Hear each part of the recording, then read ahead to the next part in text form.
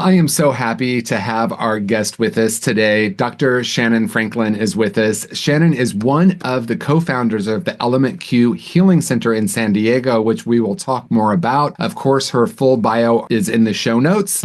Welcome to the Element Q podcast. I'm your host, TJ Woodward, and I'm thrilled to have you join us for this empowering journey. Each week, we shine a light on the authors, thought leaders, therapists, coaches, and healers of all types who are making a difference in the LGBTQ plus community. Together, we honor those who came before us, the courageous and resilient trailblazers who stood for our rights and recognition. Their strength laid the foundation we stand on today. Here, we celebrate their legacy by diving into the stories, insights, and tools that inspire gentleness, healing, and transformation. So get ready to be uplifted and empowered. This is the Element Q podcast. Welcome to the show, Shannon. Thank you for having me, TJ. I'm so glad to be here. Oh my gosh, and I am so grateful to collaborate with you with Element Q Healing Center and this interview and this conversation. And there are so many topics when I think of you that I think that you have a focus on that I'd love to just dive right in if that's okay with you. Yeah, absolutely. Let's do it. So I know that one of the passions you have is working with neurodivergent folks. So some people will know what that means and some people won't know what that means. So tell me more about that. Absolutely. Well, there is a way that our mind in our society is expected to work, and we call that neurotypical. So neuro being like brain stuff, right? Your mind, your brain, and then typical, what we're expecting, right? There's interesting kind of historic background to it, right? There's a particular set of people who had the access and the privilege to do research on minds and how people should act and behave, right? And so we're looking at a kind of small sample population that has been extrapolated to what a typical mind is, right? So when we say neurodiverse, diverse just means different, right? So it's different than the typical mind that we see as a healthy brain or a functioning brain might look like, right? So one of the things I do in my work is really push against this idea that being neurodivergent is wrong versus just different, right? But some things that people associate with neurodivergency might be ADHD, attention issues, autism spectrum disorder, being a highly sensitive person, having sensory processing concerns. There's a whole plethora of things, learning disabilities, dyslexia, things like that, that you might need some aid or support because how life is set up isn't how for your mind works. Yeah, I love this. And I love that you're bringing something to light that I find so important. And that is some of the language we even use around calling things a disorder or looking at people as other than or less than or somehow damaged in some way, even though we might not intend to when we say things like attention deficit disorder. We're automatically saying someone is disordered. And I love what you're saying because you're saying like, here is what we consider typical. And yet there's always been this spectrum of different ways people work with their minds and the way people approach life, quite frankly. One of my business partners, PhD, very smart, he's incredible, and he's also on the spectrum. I would never look at him and say there's something disordered. His mind is just really different than mine. And that's why it works, right? Because we have these different ways of approaching things. And quite frankly, I would never be able to do what he does. And he would probably not be able to do what I do. So it's just this perfect fit. And that's a great thing, right? Yeah, absolutely. And I love that you bring that up because how our brains function and how we're different, if we can hone in on knowing how our brain works, then we can use it to our full capacity and find jobs and passions that align with that make us really good about ourselves, right? Like not all of our values in our work, but we spend a lot of time at work. And so doing work that you feel good at, that you feel talented at, you do well is such an important part of self-esteem. And if you're kind of set up with a work that doesn't work for your actual mind structure, then it can be really disheartening. You can feel like there's something wrong with you rather than the match. Right? Well, Shannon, you just described my 20s. Yeah, I was thinking one of many existential crises, and I was introduced to Myers Briggs for the first time. And if people don't know what that is, it's a personality test that categorizes people into 16 different categories. I think there's a way to misuse it, but I also think there's a way that it can be really beneficial.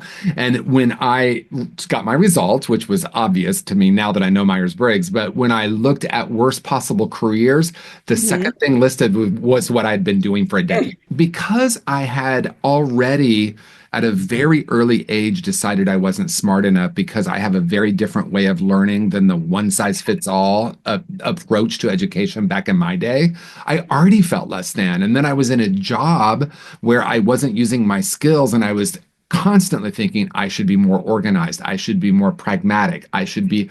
And when I took that test and looked at what I could become, I'm like, oh my gosh, could it be as simple as working with my strengths instead of against my weaknesses? Yes, absolutely. Right. And I think where the disorder part comes in is in our current society, our society is not set up to be able to support and highlight the strengths of folks with neurodiversity. So we look at it as a disorder, right? Yeah, I saw a meme the other day and it was like, if cats all just randomly found a dog, they would name it like a cat deficit disorder, right? But it's really like a dog in a cat's world, right? right. And I think that kind of speaks to this limited vocabulary that we have and limited understanding of how it plays out, right? There's interesting data around how neurodiversity and queerness really can come together, right? And especially autism and gender, right? And so I think especially working with the queer community at LMAQ, we really want to be able to increase access to assessment so that people can figure out, hey, do I have a disorder, neurodiversity or an ADHD or something that I can get to know about myself to understand myself a little bit deeper and work towards finding things that align with me.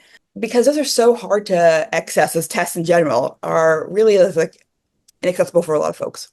Yeah. And I mean, it's one thing that Element Q does that most programs don't is this full battery of testing. And I find that to be really remarkable because when I look back at my early recovery, for example, I didn't have any of that, right? So I was just kind of trying to figure it out. The other thing that's interesting that's showing up for me, and you talked about highly sensitive people, right? And I'm going back to Myers Briggs because that essentially INFP is a highly sensitive person. Clearly, I'm not an introvert, but I am an ENFP. So I have that sensitivity, but it's expressed outward. I was also thinking about the way most treatment gets delivered and the way most support groups, and quite frankly, the way our culture's set up is very extroverted and it's very focused. Like for example, a person, if they're in recovery for addiction and they go to a 12-step meeting, they're told go 30 minutes early, stay 30 minutes late, get 3 phone numbers, shake a bunch of hands. And I'm thinking, that's easy for me. But like for someone who's Yeah. more introverted and I've sat in clinical meetings hearing people referred to, certainly not at Element Q, I wouldn't hear this, but people being referred to as treatment resistant or disengaged in group when really they're just more introverted. And if we give them a different structure, like put them in pairs in a group or do some small groups or give them more one-on-one sessions, they can thrive. Yes, absolutely. Right.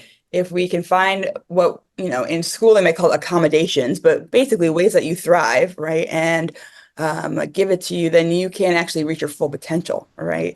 But if we're asking you, like you say, come early, stay late, get numbers, you're asking someone to be against who they are, right? Which is creating more dysphoria inside, right? Of like something isn't right, this isn't who I am. And then you're going to feel like I don't belong here. Right. And so I think that's something really important about LMQ of wanting everyone, no matter how you present and no matter kind of what sexual orientation you have, that within the spectrum, we will accept you and tend to your specific needs. I love that. And I was thinking, going back to my worst possible career, in that worst possible career, I did manage salespeople. And I discovered something that most people seem to miss, and that is introverts made better salespeople. And the reason they made better salespeople is they were focused on the needs of the client instead of getting their own, language out or their own point of view across. So I think that's interesting in our work too, because really our work ultimately, yes, it's about all of the different modalities we study, and it's about all of the clinical training that we do. And then ultimately, it's about that human connection. However, Yes. we Yeah. make that and being aware that not everyone connects in the same way, I think is really important in that conversation.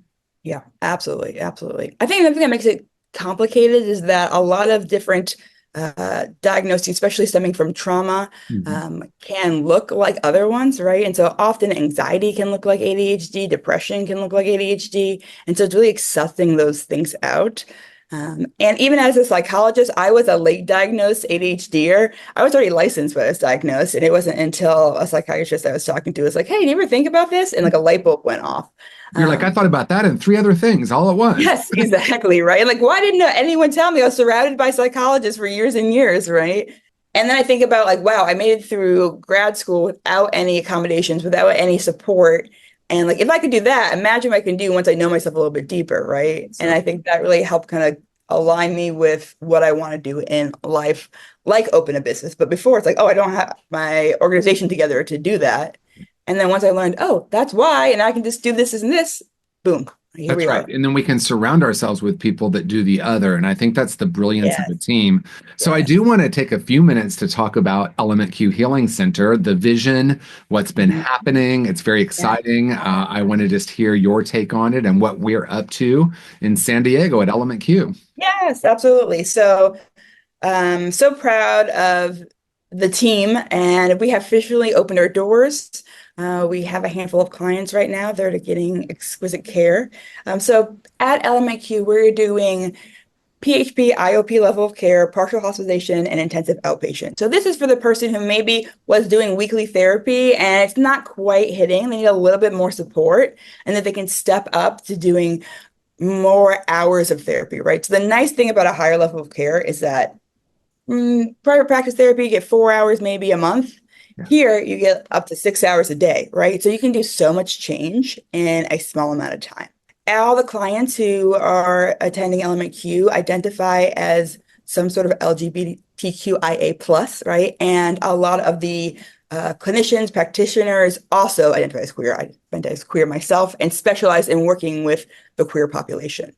Before coming to LMAQ and starting that, I specialized in private practice and working with trans folks and queer trans people of color in particular. So we're all coming in with this background where working with the population is our passion, instead of adding it on to something else, right? Adding a track or this is an afterthought, this is our first thought, right? And so it's been a really beautiful opportunity to see the clients come in and just feel like I can relax, I can breathe, I can like trust I'm being taken care of by my community.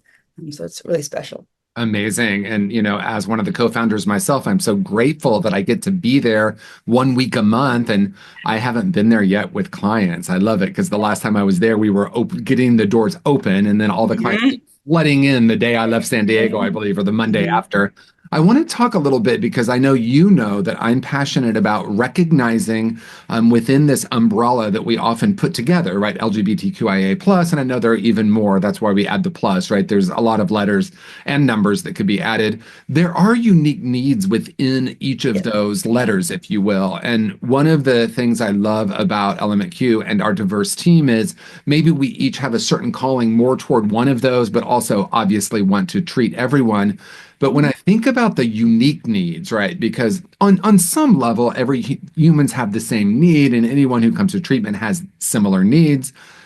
And yet, within our community, there are very specific needs within these different letters. And I wonder if you can speak a Yeah. little bit more to that. Obviously, we've created a team that's very diverse in that way, that we kind of check those different boxes. But I know there's more to the story than just that. One of the things that I think is unique is that we are working with a population that has experienced a type of trauma that straight folks and cis folks don't have to experience, right? And that is just existing and feeling safe, right? So showing up in a space and like, can I show my true self?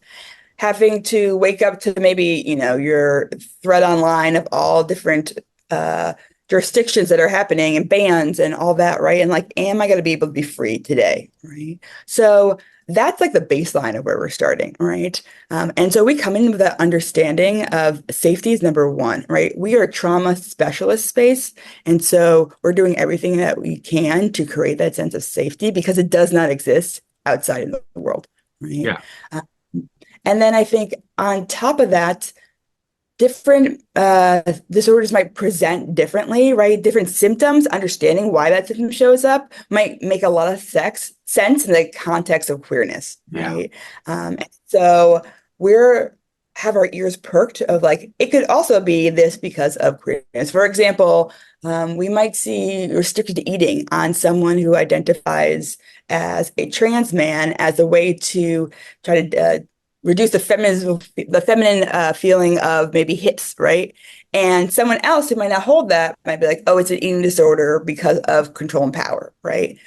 But like, okay, let's look at the full picture, right? So we bring our expertise so that our ears can be perked to be like, there might be other things in the background, right? So that's kind of an example of that. Um, so yeah, it's really interesting how it plays out. Yeah, and I there's a couple things I want to kind of lean Yeah. into more that you talked about. One, I just want to speak for my passion with this team. The team at Monema Behavioral Health started 2 years ago with the women's trauma program, and I have to say there are really I can think of three programs in the U.S. that are doing that level of trauma treatment for women in that unique and powerful way. And so I think a lot of times, just like you'll hear people say, well, we have an LGBTQ track, and it might mean that they actually have been trained and they have experience. It might also mean they have one gay therapist, and then Mhm. he or she or they see that person when they come in. Not exactly the same thing that we're doing, not even close to what we're actually doing, right? So because the other thing that I hear a lot of people saying is we're trauma informed, and that's become the buzzword. Um, I know for sure in my experience, and the reason that I am part of this team is the incredible team at Monema and what was built starting with the women's program and now the LGBTQ plus program, true trauma treatment. And I'm curious if you would lean in or Yeah. talk a little bit more about the difference between, we say we're trauma informed on our website, or we have the rainbow flag, and what is actually different about what we're up to. Great question. So for me, informed means sometimes I think about it. I know about trauma and I can utilize that when I need to, right?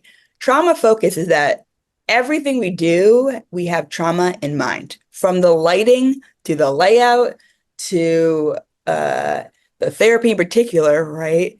Everything is trauma minded, right? Mhm. And so we're a whole person. Some of that is talk therapy, but a lot of that is our bodies. And so we integrate holistic healing, somatic experiencing into our everyday at Monema and in Element Q, That's right. right? And so clients that come, they have process groups, they have skills developing groups, but we also have things like trauma focused yoga, right? So that we can move our bodies in safe ways to heal rather than prevent future harm. I think a lot of trauma informed ideas are like, how do we not make things worse? But with everything, how do we heal? How do we heal with the lighting? How do we heal with the yoga positions? How do we heal with things like what's going to happen for lunch, right? And so it really is specific and nuanced throughout the work. Yeah, and it's literally the foundation, like you said. And I love the way you put it because the difference between trauma informed is maybe I've been informed some on trauma, or I might be thinking this might be trauma, to Mhm. trauma focused, which is that's really what we're doing. We're helping someone heal from their trauma as the foundation. And then truly integrated care is looking at the physical, intellectual, emotional, and spiritual. Also, we have trauma in all of those rooms, and how do we actually heal that? So I just wanted to lean into that because I think it's really important. And The, yeah, for the queer population in particular, right? I think we expand our understanding what trauma is, right? I think other places might look for, do you have a near-death experience? Why was there a violent situation that happened? But things like being dead named is a trauma that happens, right? Things that like not being able to come out at work, right? That is traumatic to who we are as a person, right? And being able to understand the complexities of CPTSD, complex PTSD, how that presents in nuanced ways and how it's different from other types of diagnoses, right? I think sometimes that goes misunderstood, and then it's unable to be treated properly if it's misunderstood. yeah, and I'm thinking about, if there's been a thread in the conversation so far in this podcast, there's this, and you talked about it earlier, so I'm kind of going back to it, this idea of safety, and that for many people in our community, I would say about 100%, there is a sense that even if it's subtle, that there's something fundamentally wrong with who I am, which is really different than someone who is told what they do is bad or wrong. That Yeah. is where we get into the shame piece, right? And so many folks in our community end up taking on a role or taking on a false identity or managing or hiding from. I can only speak my own experience as a gay man growing up, in a time quite a while ago in the Midwest in the early 70s. And just the message that was so strong was don't look like a girl, don't talk like a girl, don't act like a girl. I mean, that message Mhm. before homophobia, it was misogyny directed at me. And I Yeah. remember thinking, Yeah. what's wrong with being a girl? But at the same time, and I think what's important here is I kind of separated from myself because even though it didn't resonate with my soul, because I was like, there's nothing wrong with being a girl, but I did think, oh, I need to like toughen up or play a role. And not to mention that I didn't have the normal adolescent experiences of dating Mhm. and, having, my heart broken at a young age and healing from Yeah. that and all those things. So there was a sense of playing a role that I think is so heightened in our community.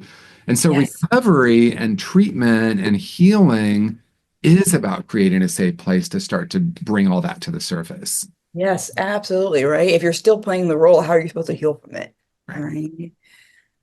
I think you bring up so many beautiful points.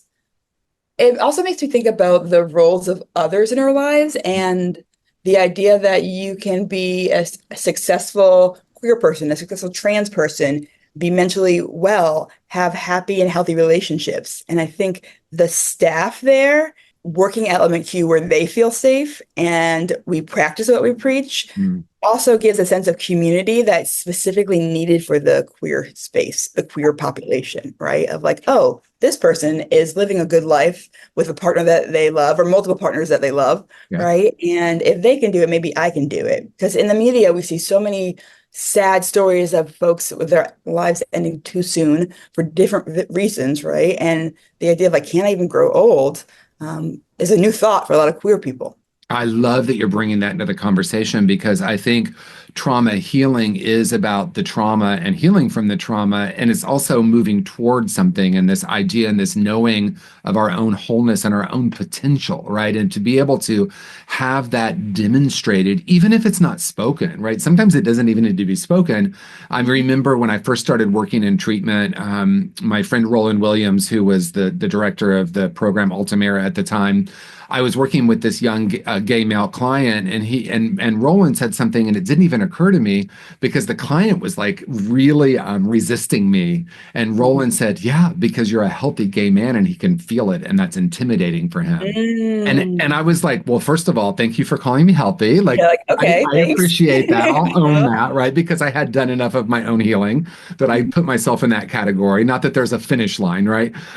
But in my work with this young man, it ended up becoming very clear that Roland was right. Like he hadn't been able to even have a role model for someone who was living, quote unquote, healthy life or a dynamic life or a life on purpose. And so it became really clear to me that so much of it isn't even spoken, and there's a lot of power in that. Yes, absolutely. Absolutely. And I think that's why talk therapy is like a part of it, right? Like we can talk a lot. I love talking. Believe me, I'm a talk therapist, right?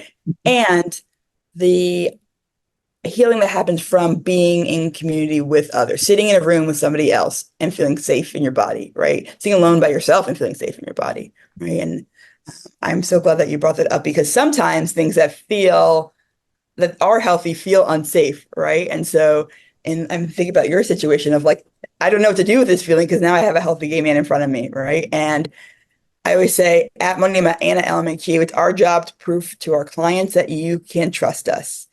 I don't expect you to be like, okay, now that I'm here, you guys are supposed to be so like awesome and like open. Here we go, right? It's like, no, it's my job to prove to you that I am safe. And so I welcome the testing, right? To me, that totally makes sense. Why wouldn't you test that? Right. Yes. And so much of it happens energetically. And that really is the foundation of my work with conscious recovery. It's that really mostly the way we're communicating is through energy. And so I identify safety as the first step in our well-being and in our recovery.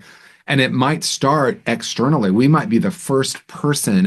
I got dragged on social media. I'm sure that's shocking, but there was a little clip of a talk I gave, and I said, one thing I know about clients in early recovery for trauma, addiction, or for mental health concerns is they're highly attuned.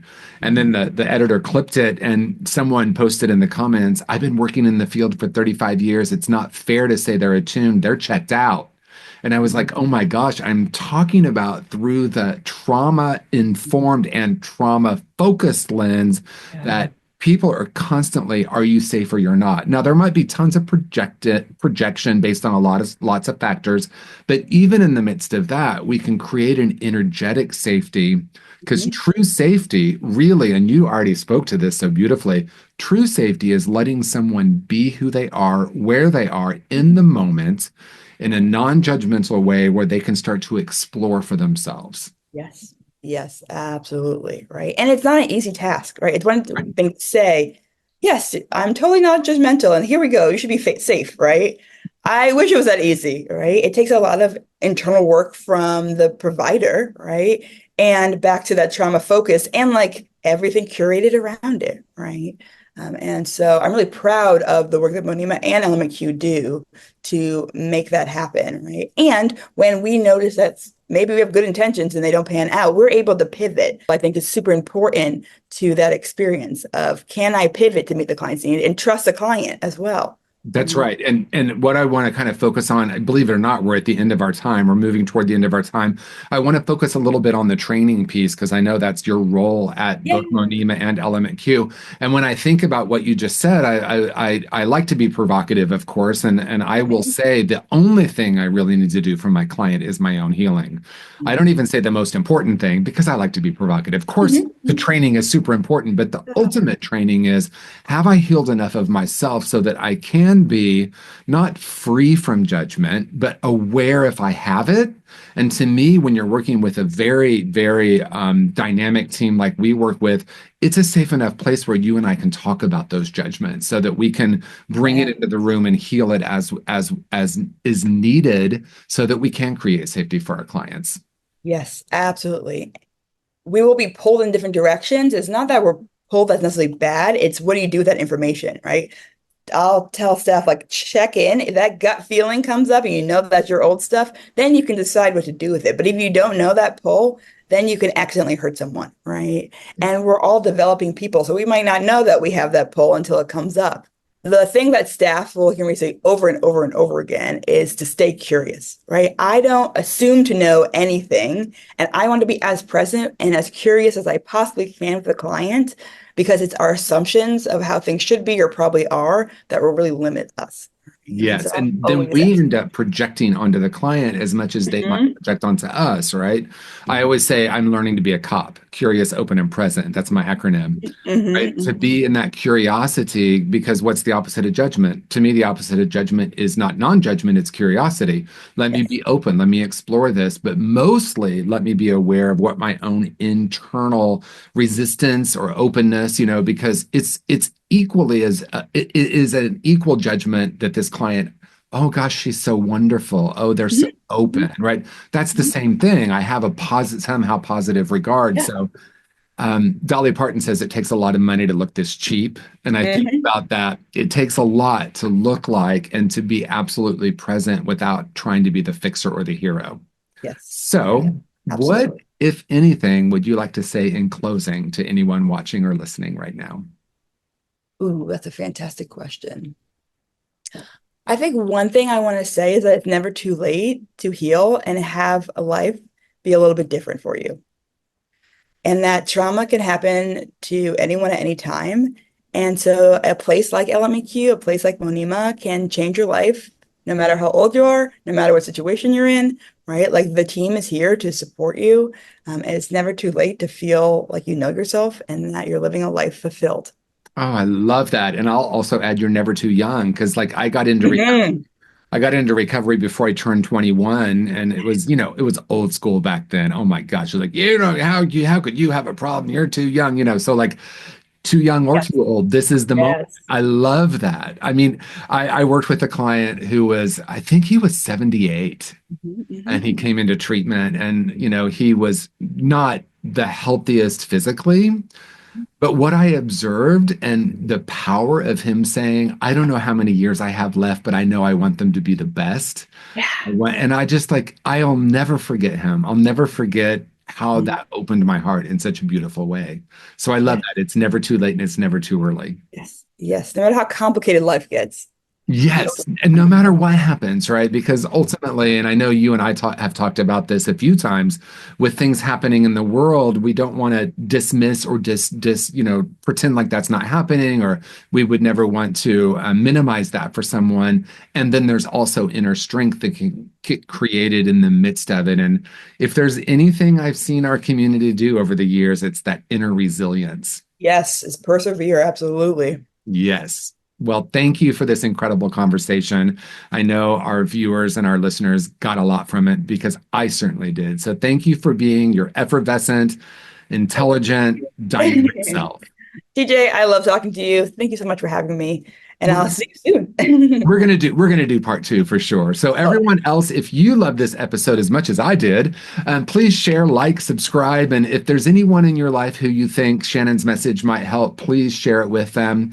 Thank you, everyone, for tuning in to the Element Q podcast. Peace and blessings, everyone. Thank you for joining us for this episode of the Element Q podcast. It's an honor to walk this path of healing and transformation with you. Remember, the courage and resilience of those who came before us live on in each of us. Let's continue to carry their legacy forward as we support one another in creating a world filled with love, gentleness, and empowerment. If you enjoyed today's conversation, please subscribe, leave a review, and share this podcast with someone who needs to hear it. Together, we're building a brighter future, one story at a time. Until next time, I'm TJ Woodward, and this has been the Element Q podcast.